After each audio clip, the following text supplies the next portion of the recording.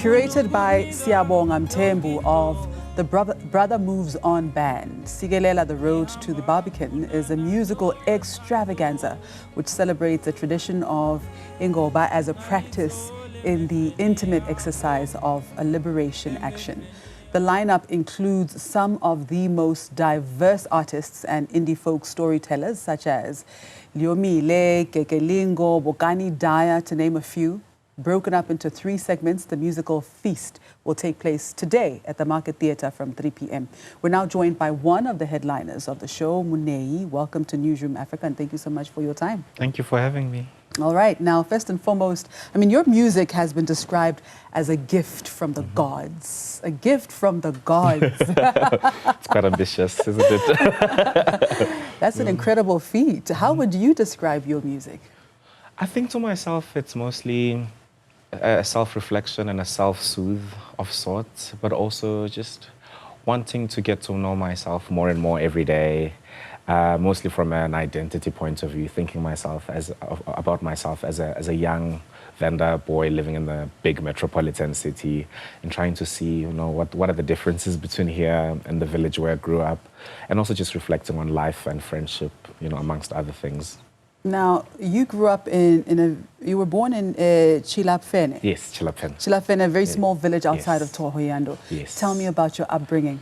It was quite simple. Funny, I was thinking about it this morning. It was quite simple. I grew up swimming in the river, hunting for birds, just very simple things that when I tell my friends who might have grown up maybe in Parkhurst or other places, it seems a little primitive. But it was quite a simple, loving childhood. I was raised by my grandmother, and I grew up in a house full of cousins and, were playing in the streets. Yeah, lovely childhood. And your grandma, who you refer to very affectionately as Umakulu, yes. Was a huge inspiration. Big, your musical journey. Tell me more about that. So my granny, I feel like if she had lived in a different time, she would have been a great artist herself, but unfortunately she didn't.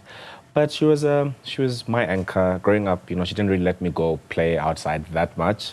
So I ended up spending a lot of time with her, especially before I went to preschool as a child. We have an orchard at home, so we spend a lot of our time there, either, taking care of the orchard itself, plowing, all of that. But yeah, she's quite a gentle, poetic person, and I feel like I get my artistry from her because even when she speaks, it almost sounds like she's reciting poetry. Wow. And she sings a lot, but she's not really singing music that she's heard. She just reflects on her life and she just hums things about her life, and I think I picked up my songwriting from that. That is incredible. Yeah. And you say that you grew up in a religious, neutral household. What does that mean? So it meant if you wanted to go to church on a Sunday, you could. My granny is now more of a Sabbath Christian, I guess, if I may put it like that.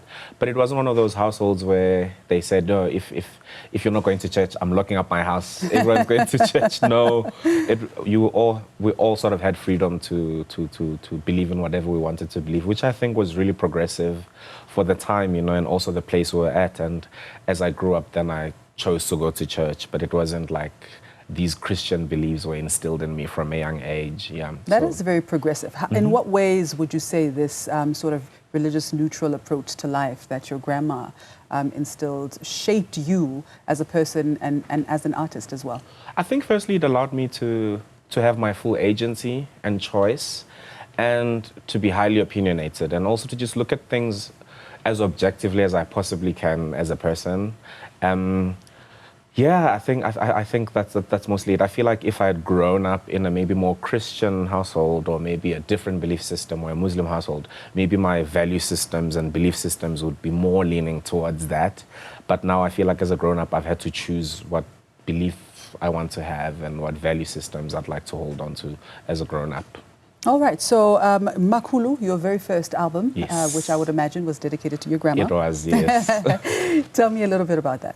So firstly, it was incidental in that, I thought I was going to make an EP, and then the lockdown happened, and when that happened, I did a fundraising, and, I got a lot of resources that, a lot of people came forward and said, I'll donate time, I'll donate this, and I ended up making an album, and halfway through I realized that all the songs were somehow about my grandmother. And then it became an intentional thing to actually honor this person. Also with the anxiety of her being of old age, and during that time in the early 2020s when we were all just anxious for our elderly that, you know, they might pass because of the pandemic, I ended up just making this project to honor her while she's still alive, to give her flowers as somebody who raised me, who made me the person that I am today.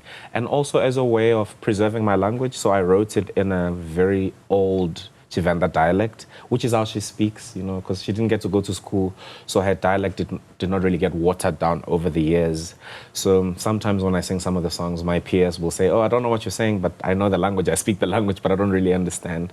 So that was what really informed, the project. Incredible. And I mean, your songs, your music is sort of a combination of like the narrative of Tshivenda folk tales. Yes. And of course, like modern sounds. Yes.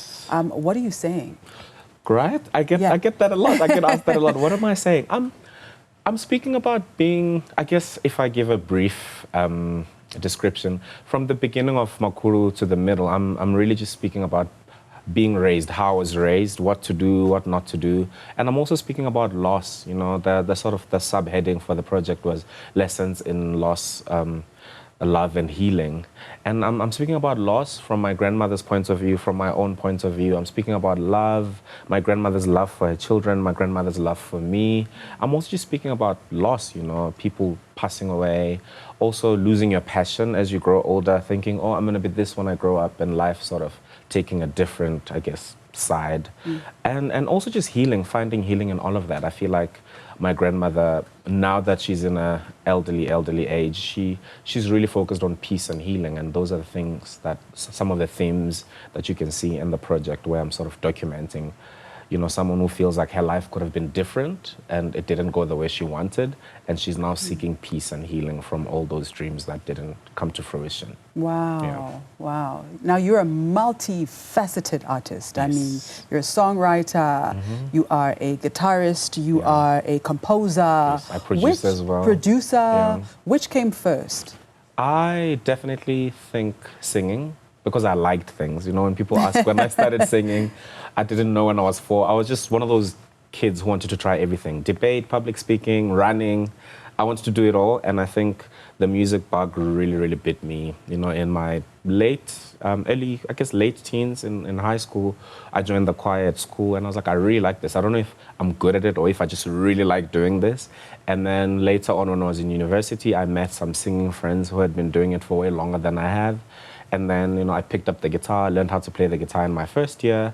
And then from there, I just, you know, I moved to the city, then I joined the church, and I played a lot of guitar in that church. And I think that was my practice, which led me to now. And then the songwriting sort of came from that, you know, from playing all of that guitar and reciting other people's songs. And then after making my own songs and writing them, then I produced my own album, and now I help others produce theirs. Fantastic. Yeah. Before we talk about your performance today, where are you in your career right now, and what can people expect from you in the future?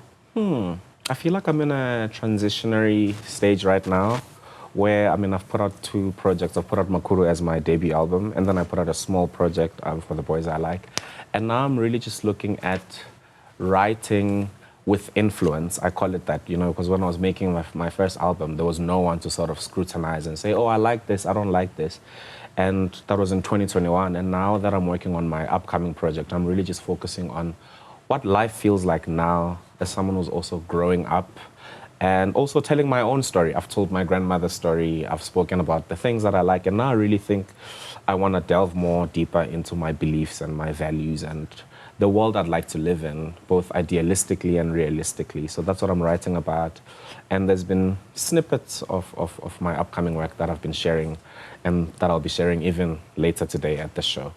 All right, fantastic. Now, you are billed to perform at the Sikelela Road to Barbican at the Market Theatre. Yes. Today, what can people expect from your performance? Oh, it's going to be so lovely. I'm performing with our band. We're called Ditumo, you know, like folklore.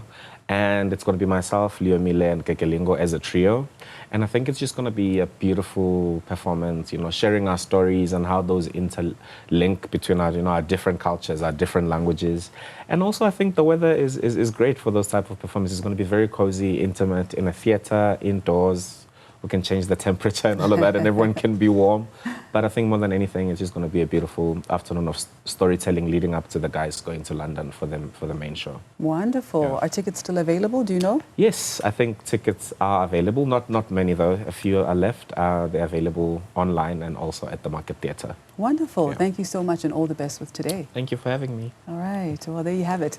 That was Muyeni coming through. He's one of the headlining acts at the Sikelela Road to Barbican at the Market Theatre, taking place today. Make sure you grab a ticket and fast.